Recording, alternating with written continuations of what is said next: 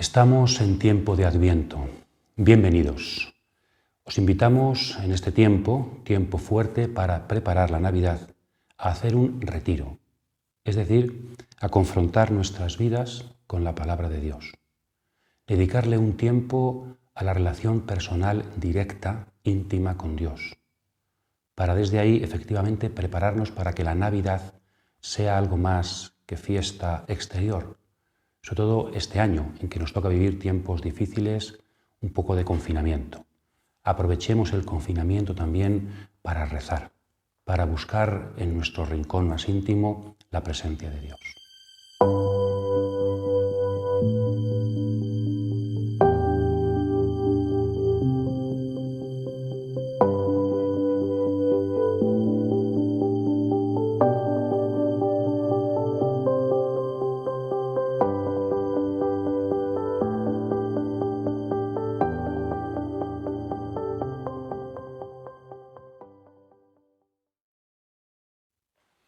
Y os invitamos a rezar sobre todo en la gran figura del Adviento, que es María de Nazaret. María, sobre todo, también junto con Juan Bautista, Isaías, los profetas, pero sobre todo María es la gran figura del Adviento. Y os invitamos a reflexionar desde el texto de la Anunciación. Lucas capítulo 1, versículos 26 y siguientes. La Anunciación en Nazaret. Y en concreto vamos a intentar leer este texto desde una perspectiva eucarística. Es decir, vamos a intentar apropiarnos este texto, implicarnos nosotros, vernos como María ante el ángel gracias a la Eucaristía. La Eucaristía hace posible que nosotros podamos vivir en primera persona la Anunciación. Por eso también tenemos un poquito de fondo el texto de los discípulos de Emaús, al final del Evangelio, Lucas capítulo 24, versículos 13 al 30. Entonces, desde el principio, la Anunciación, desde Emaús, la resurrección, la Eucaristía, vamos a intentar eso, ir dando pasos para que vayamos relacionando María con nuestra propia vida. Empezamos. Dice el texto que el ángel, entrando en su presencia, es decir, la Anunciación es fruto de una visita de Dios. Dios irrumpe en nuestras vidas. Dios irrumpe en la casa de María, en su interioridad. El Todopoderoso, sin forzar nada, la privacidad, la persona de la Virgen de Nazaret, se hace presente en todo lo suyo, en lo más hondo de su vida, en lo más hogareño. La Anunciación es una teofanía, una manifestación de Dios, una presencia real del misterio en medio de la vida de una mujer. En la Eucaristía pasa lo mismo. Es Dios mismo en persona quien nos visita. La misa es lugar de revelación, de misterio, de presencia. ¿Os acordáis que cuando Moisés se encuentra con Dios en el monte Sinaí, tiene que descalzarse porque pisa el lugar sagrado? Pues es más sagrado el lugar de la Eucaristía que el monte Sinaí. Su presencia es mucho más intensa, profunda, íntima. La intimidad de María, su cuerpo de mujer virgen, se convierte, su alma limpia, en tierra sagrada. María en la Anunciación es zarza ardiente, donde el mensajero de Dios se hace presente. Pues igualmente que María, igualmente que en la zarza, nuestra asamblea eucarística se hace lugar de misterio, zarza ardiendo, tierra de presencia, espacio sagrado. Por eso, cuando accedemos a Dios, cuando accedemos a la Eucaristía, también nosotros nos descalzamos. Por eso comenzamos la Eucaristía pidiendo perdón al Señor. Poned en paralelo este pedir perdón con el descalzarse de Moisés en el capítulo 3 del Éxodo, cuando se encuentra con la zarza ardiente, y con la inmaculada vida de María. María sin pecado, Moisés descalzado, nosotros pidiendo perdón, para que ante la irrupción de Dios sepamos situarnos ante el misterio, desbordados con su visita. Este sería el primer paso, la iniciativa y la irrupción de Dios. Segundo paso, reacción en María. Ella se turbó ante las palabras del ángel. La presencia de Dios en nuestra vida siempre provoca desbordamiento, extrañeza, temor y temblor, que diría Pablo en Filipenses 2.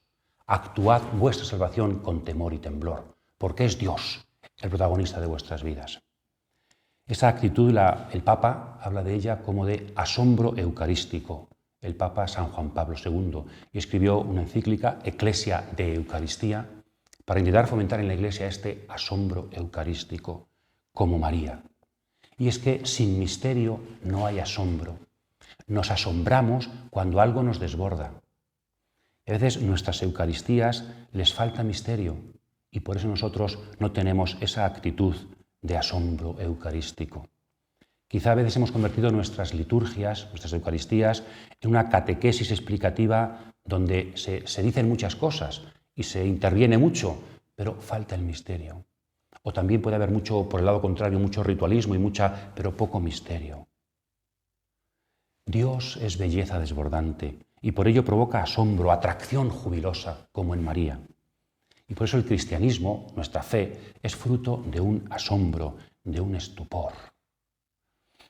Recordamos a los discípulos de Emaús y su corazón ardiente. No ardía nuestro corazón cuando nos hablaba por el camino. En el corazón de la fracción del pan, también nosotros, como María, nos quedamos asombrados por el misterio. O como Isabel, versículos más tarde de la Anunciación. ¿Quién soy yo para que me visite la madre de mi Señor? ¿Quién soy yo para que venga a verme y se haga comida para mí en el corazón de mi vida pecadora, el gran Dios? Segundo punto, el asombro eucarístico, la presencia en María del ángel que le turba y le hace cambiar su perspectiva. En tercer lugar, después de asombrarse, María se pregunta. María es una persona libre, como todo ser humano, con capacidad intelectual, de corazón, y por lo tanto se preguntaba qué saludo era aquel. La presencia de Dios provoca interrogantes. Por eso después, en el capítulo 2 de San Lucas, también María aparece como aquella que guarda todo en su corazón. Muchas cosas no las entendía, pero las guardaba en su corazón, se interrogaba. Ahí quedaban como interrogante para que después fuera surgiendo el misterio. María es una mujer reflexiva. El misterio de Dios pone en movimiento todas nuestras capacidades, nuestra inteligencia, nuestro corazón. Despierta toda nuestra humanidad para tratar de comprenderlo, para penetrar en la comprensión de forma más completa del misterio.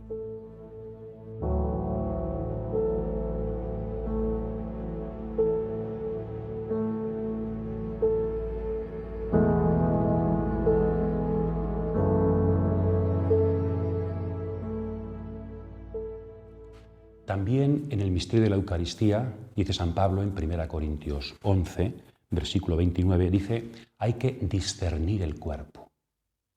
No vale con comer sin más, sino que hay que discernir qué estamos comiendo y cuáles son las consecuencias y cómo estamos nosotros ante el cuerpo. María ante el ángel discierne. El discípulo ante el pan de Cristo también está llamado a reflexionar, a discernir. Dios no es evidente, el cristianismo no es una obviedad. Las simplezas y los fundamentalismos nada tienen que ver con la sencillez de María y del cuerpo, con la sencillez de Dios. Y la sencillez es fruto del discernimiento. No está reñida, sino todo lo contrario, con el interrogante. María también se pregunta. Existen preguntas en nuestro cristianismo. Nos preguntamos cuál es la voluntad de Dios o sin más creemos saberla. Ante una pandemia, ante la falta de vocaciones, ante una dificultad en la vida, ante las alegrías de... María se pregunta. Y nosotros, ante el misterio eucarístico de la vida, también queremos preguntarnos. Ante la Navidad, en este instante de retiro, también nosotros, con Dios, buscamos el sentido de las cosas. Nos preguntamos, movemos la mente y el corazón. Avanzamos y un cuarto punto que os invitamos a meditar sería, después viene el anuncio del ángel de la misión de María. Vas a concebir en tu seno y darás a luz un hijo. Le pondrás por nombre Jesús. Bueno, la presencia de Dios, cuando Dios interviene siempre para darnos una misión, una tarea. María ha sido elegida para ser Theotokos, Madre de Dios. En ella toma carne la palabra. El cuerpo del Verbo va a nacer en el corazón de María, en el cuerpo de María. Ahí nace la palabra. Los cristianos también, al acercarnos a la Eucaristía, somos llamados a concebir también la carne en nuestro seno, la palabra en nuestra carne. Dios quiere concebirse en nuestra intimidad más honda y sagrada. La misión de María pasa por su cuerpo, por su corazón, igual que nuestra misión. Me recuerda esto al profeta Ezequiel. Al final del capítulo 2 de Ezequiel y comienzo del 3, Dios le da un rollo a Ezequiel, que es la profecía, que es su palabra, que come. Ezequiel tiene que comer la palabra de Dios y tiene que digerirla. Solo entonces podrá ser profeta. Como María. María también tiene que recibir la palabra de Dios y concebirla para su misión. ¿No es esto la mejor imagen de nuestra tarea y misión? A veces no somos demasiado superficiales y no acabamos de digerir la palabra que luego proclamamos. ¿Cuánto tiempo dedicamos a preparar nuestra proclamación?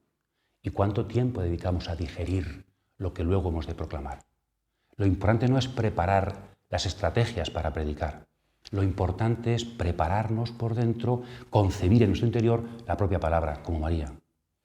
La misión fecunda brotará de aquellas personas que han dedicado, como María, largo tiempo a digerir la palabra, a hacer suya la palabra de Dios. Ezequiel, María. La misión cristiana es eucarística, eminentemente. Es concepción, es recepción de la carne de Dios en nuestra propia carne. Es acunamiento de su palabra en nuestra propia alma. Necesitamos procesos interiores. Necesitamos acoger, comer la palabra, gestarla en nuestra propia vida interior, en nuestro corazón. Solo así seremos predicadores llenos de vida, llenos de palabra verdadera. Y el texto avanza, el diálogo continúa y María ahora pregunta, ¿cómo va a ser esto? Pues no conozco varón. En todos los relatos de vocación en la Biblia aparece siempre la dificultad. En toda llamada a la misión siempre surge la pregunta, ¿cómo se va a hacer este milagro de la encarnación? ¿Cómo se hace el milagro también de la transubstanciación eucarística? ¿Cómo? Esto es imposible para nosotros. ¿Cómo actúa Dios en nuestras vidas? Podemos comprender su lógica, podemos verlo pasar. Sabemos que Dios actúa, pero se nos escapa el cómo. Es puro milagro de su presencia silenciosa y llena de respeto. Me recuerda esto mucho, hay una película, El Señor de los Anillos, todos conocéis yo creo, esta gran obra de Tolkien, El Señor de los Anillos, donde aparece expresada muy bien la providencia de Dios. Nunca aparece de forma explícita, pero siempre de fondo. En los diálogos de Gandalf, el mago, aparece siempre esa fuerza de fondo que respeta, pero que todo lo conduce hacia el bien. También en la historia de José, en la Biblia, en Génesis, capítulos 37 al 50, aparece la providencia de Dios, que mueve todo desde el silencio y desde el respeto. Y el cómo, el ángel que le responde a María, el Espíritu vendrá sobre ti. El Espíritu es la clave del cómo. A veces sabemos en la Iglesia lo que tenemos que hacer, pero no sabemos cómo hacerlo. El Espíritu lo hace. ¿Cómo se convierte el pan en el cuerpo de Cristo? Por la presencia del Espíritu. ¿Cómo concibe María al Hijo de Dios sin concurso de valor? Con la presencia del Espíritu. Por lo tanto, el Espíritu es como el viento que no sabemos dónde viene, a dónde va, pero siempre es fecundo. Y viene el Espíritu, María es virgen. Jesús no es hijo de José, sino que María virgen concibe, gracias al Espíritu, al Verbo de Dios. El cómo tiene que ver con la virginidad. La presencia del Espíritu tiene que ver con la virginidad. Todos los cristianos, también los matrimonios, los consagrados, los sacerdotes, cada uno, los laicos, cada uno en su modo de vida, pero tenemos que vivir de alguna forma este cuerpo virginal como María, porque si no el Espíritu no podrá hacer el milagro en nosotros. Entonces, cada uno tendrá que ver el casado como casado, el célibe como célibe, la religiosa como religiosa, cómo vivo yo esa virginidad mariana que hace posible en mí el milagro del Espíritu. Toda nuestra vida de cristianos está llamada a rellenarse, a impregnarse de virginidad, de presencia del Espíritu. Y por eso todos nuestros planes de misión, de evangelización, deben llevar la marca del misterio, en el cómo del Espíritu, la marca de lo virginal, la marca del milagro de Dios. También nosotros queremos reflexionar, Señor, ¿y esto cómo va a ser posible? ¿Cómo puede la Iglesia afrontar estas dificultades de la época que nos toca vivir? ¿Cómo? No temas, María. El Espíritu vendrá sobre ti. Deja que tu cuerpo limpio, deja que tu virginidad se abra de par en par a Dios, para que Dios realice el milagro desde la gracia.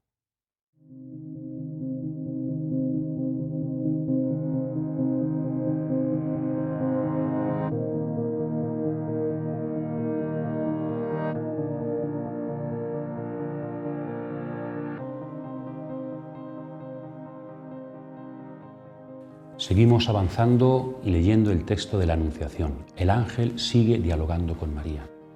Y nos fijamos ahora, os invito a fijaros en el hecho de que el ángel y María hablan.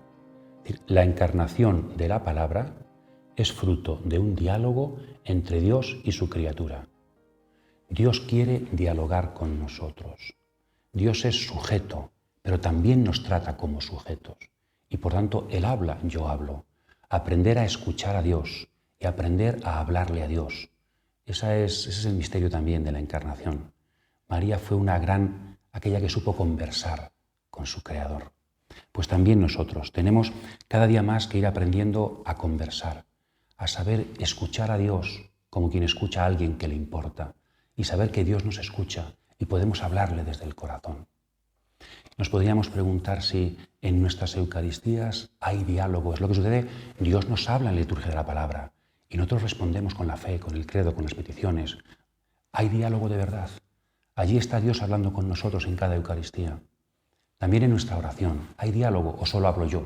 ¿O solo digo frases? ¿O hay diálogo? Hay diálogo profundo entre dos sujetos que se quieren en nuestra oración. En mi propia fe, en mi vida, hay diálogo con los demás y sobre todo diálogo con Dios. El diálogo nos construye. La fuerza de la palabra, dialogar con Dios nos transforma completamente y hace posible que como María seamos aquellos que engendran la palabra. Por tanto, os invito a una meditación sosegada sobre la importancia del diálogo en nuestras vidas, capaces de escuchar y de comunicar, capaces de oír intimidad del otro y también de yo expresar mi intimidad. Es el gran misterio del ser humano, que es capaz de diálogo, y Dios se ha metido en esa capacidad para llenar nuestras vidas. Dialogar con Dios en todo, en la oración, en la Eucaristía, en cada circunstancia de la vida. Avanzamos y María al fin dice, hágase en mí según tu palabra, hágase. María es la esclava del Señor. Y luego Jesús, su hijo, será llamado el siervo de Yahvé, el siervo del Señor. El siervo que entregará la vida y dirá al Padre en Getsemaní, hágase tu voluntad, no la mía. Esa voz del siervo, esa obediencia del siervo está precedida por la obediencia de su madre. El hágase de María precede al hágase tu voluntad de Jesús. El hágase de la sierva precede al hágase del siervo de Yahvé. Y como tercer hágase pequeñito está el nuestro. ¿Cuándo? Cuando vamos en procesión a comulgar, el sacerdote nos dice y nos muestra el cuerpo de Cristo y contestamos en latín, que no es latín sino hebreo, amén. ¿Y qué significa amén? No significa exactamente así sea, sino hágase. Es decir, en la procesión de la comunión hacemos de María. Le pedimos a María y a Jesús prestadas sus palabras, hágase. Y por tanto, yo estoy acogiendo el pan no como pan, sino como lo que es, como el cuerpo de Cristo. Eso significa amén. Es decir, amén es un acto de fe y es un acto de apertura de mi vida para que Dios entre y que se haga en mí su voluntad. En el fondo es también un eco, hemos dicho María, Jesús, nosotros, un eco más anterior. Génesis capítulo 1, Dios dice, hágase la luz, y la luz se hizo. Hágase el cielo, y el cielo se hizo. Es decir, María, podemos relacionar su hágase con la creación. Igual que Dios creó el mundo diciendo, hágase, Dios recrea el mundo diciéndole a María que diga, hágase. El primer mundo, este mundo nuestro, se ha hecho con el hágase de Dios, sin pedirnos permiso. La nueva creación se hace con el hágase de la criatura, de una doncella de Nazaret, a quien Dios le pide permiso. Pues nosotros también, diciendo hágase, estamos colaborando a esa nueva creación en la que nuestra libertad también está implicada. Por tanto, eso, en el momento del amén eucarístico, seamos conscientes de lo que estamos diciendo y que ese instante de comunión con el amén sea también reflejo de lo que quiere ser nuestra vida. Hágase que este pan me transforme y, por tanto, que todas las dimensiones de mi vida sean una búsqueda de tu voluntad, cuando comprendo y cuando no comprendo. Llegue Getsemaní o lleguen momentos de alegría en mi vida. Hágase. Decimos amén para comulgar, para que de esta forma toda nuestra vida sea un hágase, como la de María, a la voluntad de Dios. Sigue el texto, dice que inmediatamente María se puso en camino y fue a visitar a Isabel. Después de la anunciación, María se pone en camino y va con prontitud a casa de Isabel, es decir, la misión apremia. Es la misma actitud de los discípulos de Emaús, decíamos. Van a Emaús y allí cuando se encuentran con Cristo, cuando lo reconocen, inmediatamente vuelven a Jerusalén. Han recuperado la esperanza, vuelven a la comunidad para comunicar allí su mensaje. Van a la misión.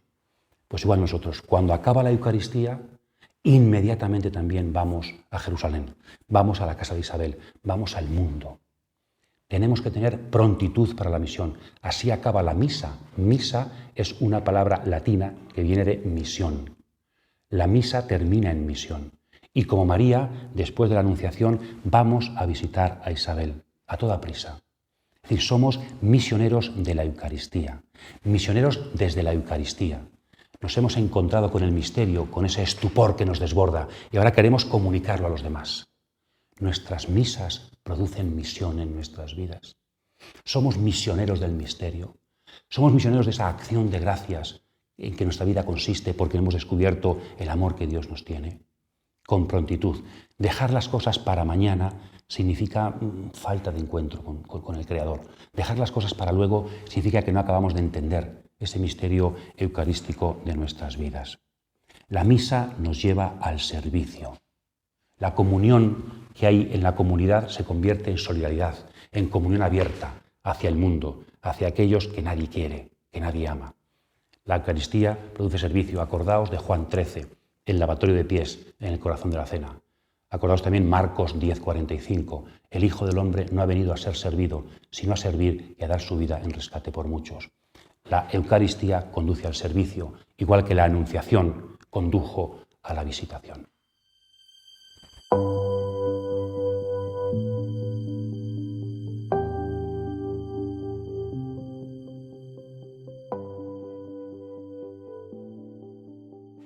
Pues aquí tenéis estas palabras, estas pequeñas reflexiones sobre el texto bíblico y sobre todo eso, sobre la figura de María. Ella es la que supo situarse en expectativa limpia ante el Señor que venía. Y esto es el Adviento. Adviento significa venida. El Señor viene. El Señor viene en Navidad, pero como un signo de que ya ha venido, de que está viniendo cada día a nuestras vidas, especialmente en la Eucaristía, como un signo de que vendrá al final de los tiempos, ese fin que estamos esperando con esperanza, con ilusión, porque viene a salvarnos. Por tanto, aprendamos de María estas actitudes eucarísticas para toda nuestra vida. Si preparamos la Navidad desde la Anunciación, seguramente la celebraremos con una gran hondura y tendrá fruto en nuestras vidas. De hecho, ¿cuál es el corazón de la Navidad? La celebración eucarística. Por eso San Francisco de Asís inventó la Navidad en la Eucaristía. Después de la consagración puso un niño. Igual que en el pesebre, también por eso ponemos el paño, ¿verdad?, como signo de los pañales de Jesús. Y ahí ponemos el cuerpo de Cristo. La Iglesia, nosotros somos como María. Un pañal, un pesebre adecuado para que el Señor nazca en nuestras vidas. Pero para eso hace falta que escuchemos. Hace falta que nos abramos a la voz del Espíritu y a su fuerza. Hace falta que, como María, comprendamos la irrupción del misterio en nuestras vidas. Os invito a rezar. No solamente vuestras vidas, sino que vuestra Iglesia, nuestro mundo, necesitan que recemos, que abramos puertas a la gracia en medio de esta historia. Feliz Adviento para todos, feliz reflexión, feliz encuentro con aquel que nos ha amado, el Señor, nuestro Dios.